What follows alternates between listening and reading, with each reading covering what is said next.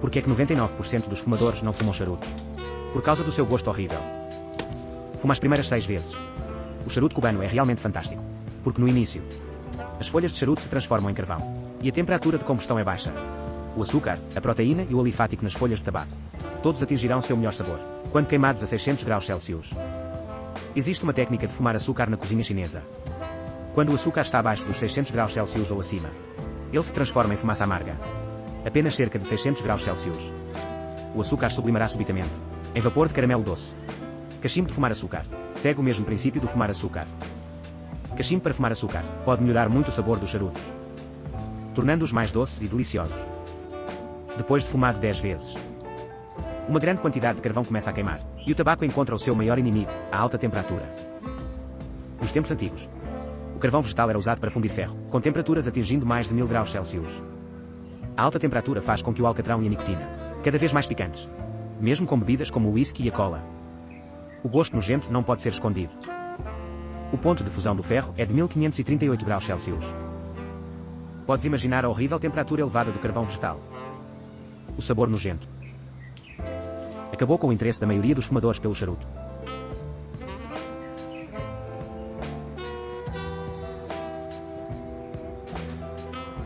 Que nojo. Não posso continuar.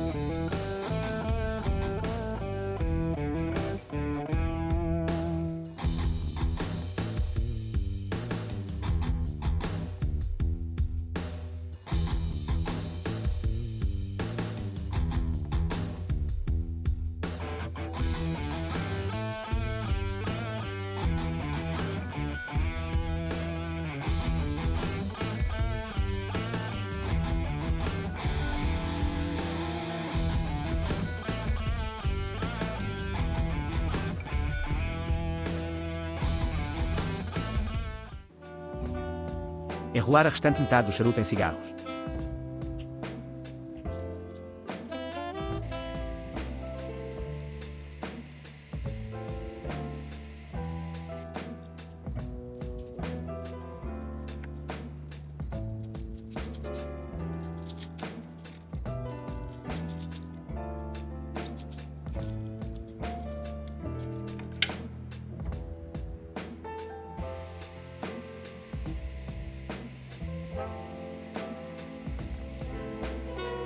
Total de 12 cigarros. O que é suficiente para fumar durante 2 ou 3 dias. Dentro do cachimbo para fumar açúcar. Tem um isqueiro dentro do cachimbo para fumar açúcar. A temperatura da chama de um isqueiro é de 600 graus Celsius.